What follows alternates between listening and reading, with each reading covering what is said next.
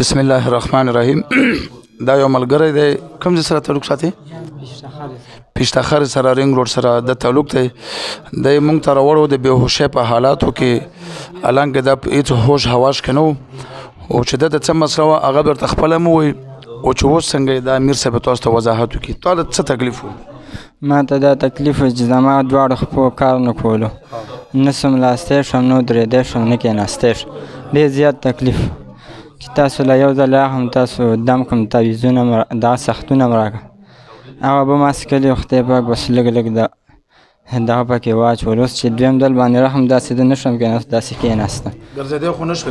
نه اوس بیخي نه شوم ګرځېدی، او درېدی هم نه شوم.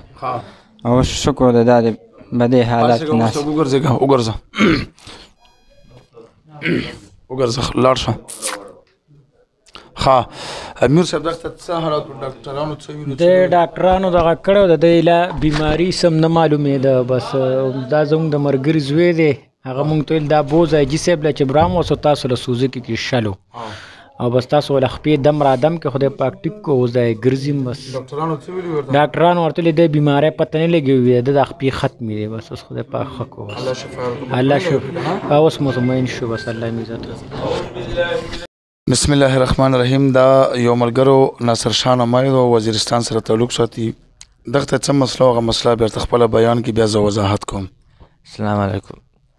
زه نصر شاه په مو پیریون وي، زه حاجي صاحب ته راغلل 40 ورځې مخته بیا راغلل. مونه پیریون لرې کړل، زه ښه بروبار یعنې خپل ګرځاول نه ګرځېدی شو، کله مې خوله، کله مګځی، کله مې لوزګور وه، کله څه کله څه، ښه بروبار یې ټیک ټاک یم. ته بېهوشه کېدې؟ بېهوشه کېدلو، په موټرسایکل پسې بېهوشه کېدل. بېهوشه کېدې بې چې 40 ورځې تېره شوې وه، هغې نه بعد بیا بېهوشي چې راغلې؟ نه چې زه ته یو ورغلی بس په مې هېڅ نه دي رغلي. اوس ټیک یې؟ اوس ښه بروبار یم. مطمئن یې؟ کوم ځای سره تعلق ساتي؟ زه وزیرستان سره. وزیرستان کې کوم ځای؟ ننخیل، دته خیل.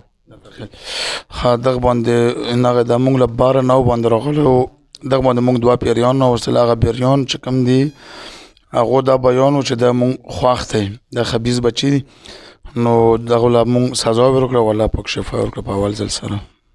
بسم الله الرحمن الرحیم. دغه ویل کې روید نامه روید اقبال ضلع کرک سره اوسېږي، چې دغه ته څه مسله وه دوی خپله وایي، بیا زه ورته وضاحت کوم. اعوذ بالله من الشیطان الرجیم، بسم الله الرحمن الرحیم. بھائی مجھے ډېر شکرګزار یو، مجھے د ضلع کرک اوسېدونکي یو، لہٰذا د میرے جو مسله وه ډېر زیات علاج مې ته وکړه، دته ډېر زیات ډاکټرونو باندې مې وګرځوه، لہٰذا چې حاجي صاحب ته راغللو نو ده سره ډېر زیات فرق وشه، نو ډېره مهرباني، ډېره شکریه. تاسو ته خو دا پته نه وه چې دا پیریان دي یا جنات دي؟ تاسو ته خو دا پته نه وه که نه؟ ته ورته یې مرګي علاج کولو؟ چا نه یې ورته کولو علاج؟ دا ډاکټرونو مکمل لکه کارکیم ډاکټر تاسو ته څه وایي چې څه یې ده؟ مرګي دي، خو ګولۍ او دوایۍ به یې ورکولې. لکه دلته پېښور کې مو ډېر علاج ورته کړی. ادریس نه څو کاله ته علاج وکړو؟ یاره تقریبا 2 کاله علاج مو نه وکړو. ته اوس بچی څنګه یې؟ زه اوس ښه یم. ګولۍ دې پرېښي؟ ګولۍ مې پرېښي دي. هر څه یې پرېښي؟ بسم الله الرحمن الرحیم. دا مرګي نه و، مرګو والا علاج شوی، نو مرګو والا علاج هم مونږ کوو. دا مونږ له په 2 تاریخ د 9مې میاشتې راغلی و. دغه باندې مو 9 پیریان راوستو. هغه پیریان وویل چې دا کمې جټکي دي دا مونږ لګو، خو دا به مشهور چې کوم ډاکټران دي هغو ډاکټران له بتلو مختلف پیسې ته خسي، ورته ویلو چې مرګي دي. دا ماشوم 9 کاله د دماغو د نشو والا ګولۍ خوړلي، الحمدلله 40 دن بعد راغی، نه یې ګولۍ خوړلې او نه په جټکا راغلی، الله پاک شفا ورکړه.